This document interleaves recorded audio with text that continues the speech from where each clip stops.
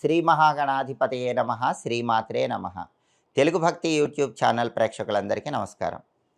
ఫిబ్రవరి 17 మంగళవారం మౌని అమావాస్య, భౌమ అమావాస్య సందర్భంగా ఎలాంటి పూజలు చేస్తే, ఎలాంటి దానాలు చేస్తే సమస్త గ్రహదోషాలు తొలగిపోతాయో, ఐశ్వర్యము అదృష్టము కలిసి వస్తాయో ఈ వీడియోలో మనం తెలుసుకుందాం.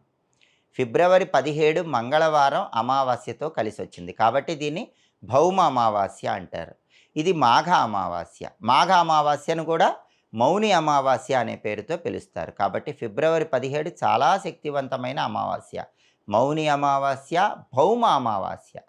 ఆ రోజు ఎవరైనా సరే నదీ స్నానం చేస్తే అద్భుత ఫలితాలు కలుగుతాయి. దగ్గరలో నది ఉంటే నదిలో స్నానం చేసి దోసిల్లో నీళ్లు తీసుకొని సూర్యుడికి అర్ఘ్యం ఇచ్చినట్లయితే సమస్త జాతక దోషాలు తొలగిపోతాయి.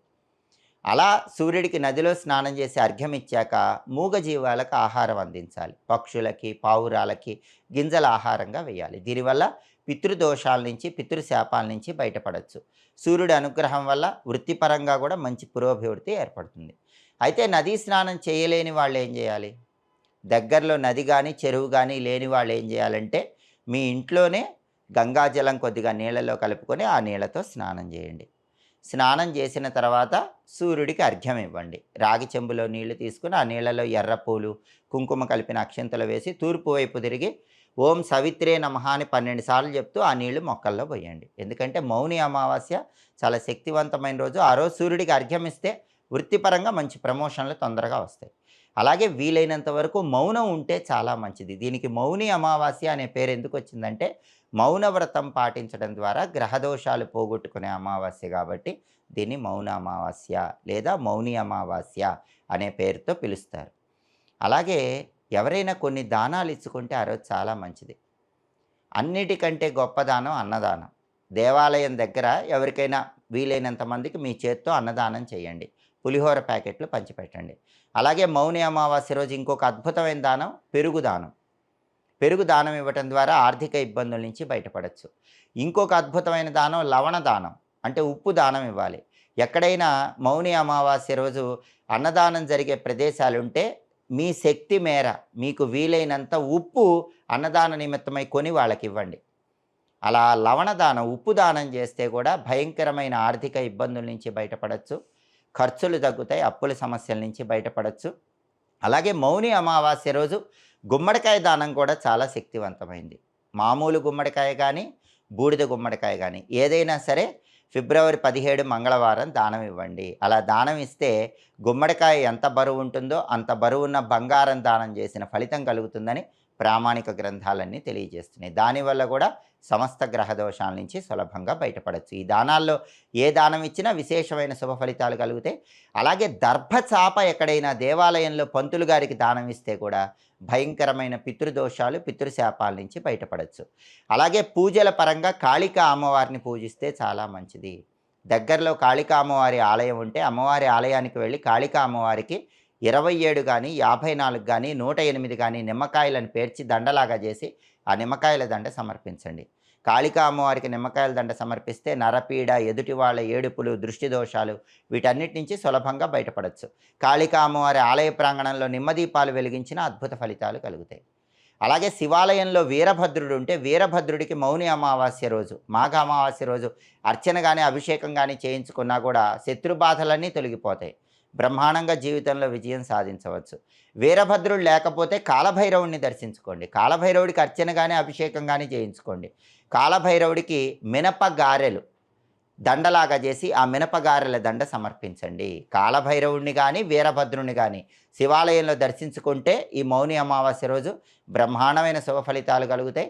కాళికా అమ్మవారి ఆలయ దర్శనం చేసిన అద్భుత ఫలితాలు కలుగుతాయి. బ్లాక్ మ్యాజిక్, నెగిటివ్ ఎనర్జీ, ఇంట్లో ఉన్న చికాకులు, శత్రుబాధలు, ఎదుటి వాళ్ళ ఏడుపు ఇవన్నీ పోవాలంటే ఈ ప్రత్యేకమైన పూజలు చేసుకోండి. కాబట్టి ఫిబ్రవరి 17 మంగళవారం అమావాస్య, భౌమ అమావాస్య, మౌని అమావాస్య చాలా శక్తివంతమైన రోజు. ఈ విధి విధానాలు పాటించి సమస్త శుభ ఫలితాలను సిద్ధింపజేసుకోండి.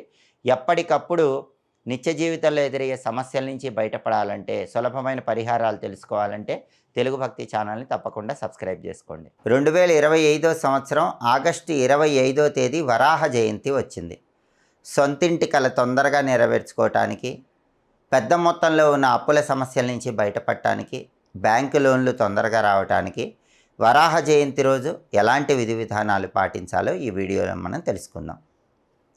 భాద్రపద మాసంలో శుక్లపక్షంలో వచ్చే తదియ తిథి నాడు వరాహ జయంతిగా జరుపుకోవటం అనాదిగా వస్తున్న సంప్రదాయం. ఆగస్టు 25వ తేదీ వరాహ జయంతి వచ్చింది.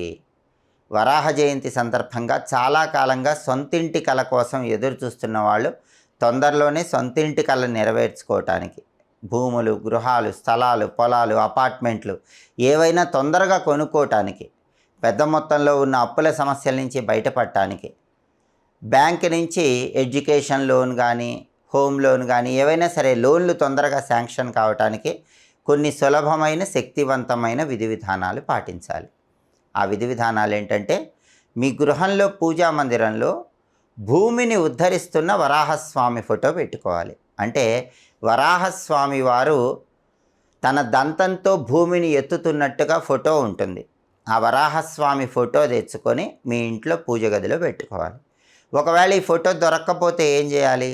ఫోటో దొరక్కపోతే కనుక ఒక తమలపాకు తీసుకొని ఆ తమలపాకు మీద తడి గంధంతో కానీ, తడి సింధూరంతో కానీ, ఎర్ర చందనంతో కానీ గుండ్రంగా ఒక రూపు గీసి ఆ రూపునే వరాహస్వామిగా భావించుకోవాలి. మీకు దొరికితే వరాహస్వామి ఫోటో పెట్టుకోండి, అద్భుతం. దొరక్కపోతే తమలపాకు మీద ఇలా గుండ్రంగా ఒక రూపు గీసి దాన్నే వరాహస్వామి రూపంగా భావించుకోండి.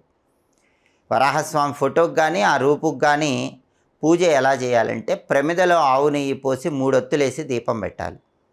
ఆ తర్వాత తెల్లటి పుష్పాలతో పూజ చేయాలి. తెల్లటి పుష్పాలు ఆ ఫోటోకి కానీ తమలపాకు మీద ఉన్నటువంటి ఆ రూపుకి కానీ వేస్తూ ఓం శ్రీ వరాహ రూపాయ మహావిష్ణవే నమః అని 21 సార్లు చదవాలి. ఓం శ్రీ వరాహ రూపాయ మహావిష్ణవే నమః. అలా 21 సార్లు మంత్రం చదివిన తర్వాత కర్పూర హారతి ఇవ్వాలి. ముద్ద కర్పూరంతో కానీ పచ్చకర్పూరంతో కానీ హారతి ఇచ్చి దధ్యోజనము, చక్కెర పొంగలి నైవేద్యం పెట్టాలి. ఆ నైవేద్యాలు ప్రసాదంగా స్వీకరించాలి. ఇలా చేస్తే వరాహస్వామి సంపూర్ణమైన అనుగ్రహం కలిగి సొంతింటి కల సాకారం అవుతుంది. పెద్ద మొత్తంలో ఉన్న అప్పుల నుంచి బయటపడవచ్చు. అలాగే మంత్రశాస్త్రంలో వరాహ జయంతి రోజు ఖచ్చితంగా చదువుకోవాల్సిన ఒక శక్తివంతమైన మంత్రం చెప్పారు. ఆ మంత్రం చాలా శక్తివంతమైంది. కోట్ల అప్పులున్నా సరే ఆ అప్పుల నుంచి తొందరగా బయటపడటానికి ఈ మంత్రం విశేషంగా సహకరిస్తుంది. అతి తొందరలోనే కోట్ల అప్పుల నుంచి బయటపడటానికి, అలాగే పెద్ద మొత్తంలో ధనం మీకు అడ్జస్ట్ అయ్యి చక్కగా ఇల్లు కొనుక్కోవటానికి లేదా ఇల్లు కట్టుకోవటానికి కూడా ఆ మంత్రం అద్భుతంగా సహకరిస్తుంది. ఆ మంత్రం ఏంటంటే, ఓం నమో భగవతే వారాహ రూపాయ భూర్భువస్వః భూపతయే భూపతిత్వం మే దేహి దాపయ స్వాహ. ఇది మంత్రం.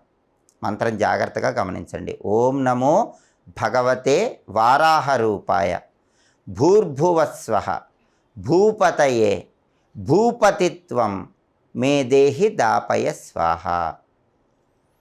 ఈ మంత్రాన్ని 21 సార్లు చదువుకున్న అద్భుత ఫలితాలు కలుగుతాయి.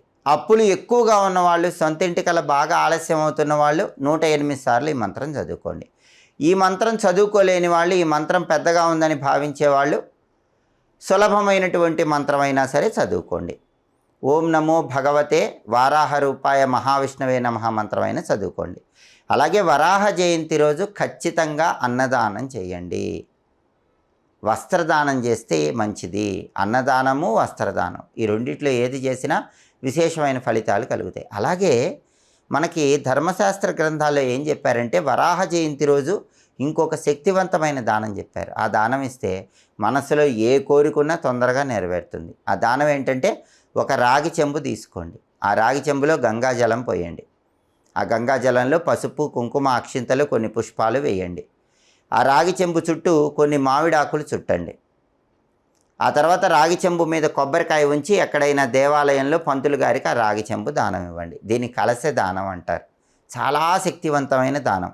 వరాహ జయంతి రోజు ఈ కలశ దానం ఎవరైతే ఇస్తారో వాళ్ళకి అతి త్వరలోనే వాళ్ళ మనసులో ఉన్న కోరికలన్నీ నెరవేర్చుకోవచ్చని ధర్మశాస్త్ర గ్రంథాల్లో చెప్పారు. ఇలా ఆగస్టు 25 వరాహ జయంతి రోజు వరాహస్వామిని పూజించండి. అత్యంత శక్తివంతమైన కలశ దానం ఇవ్వండి.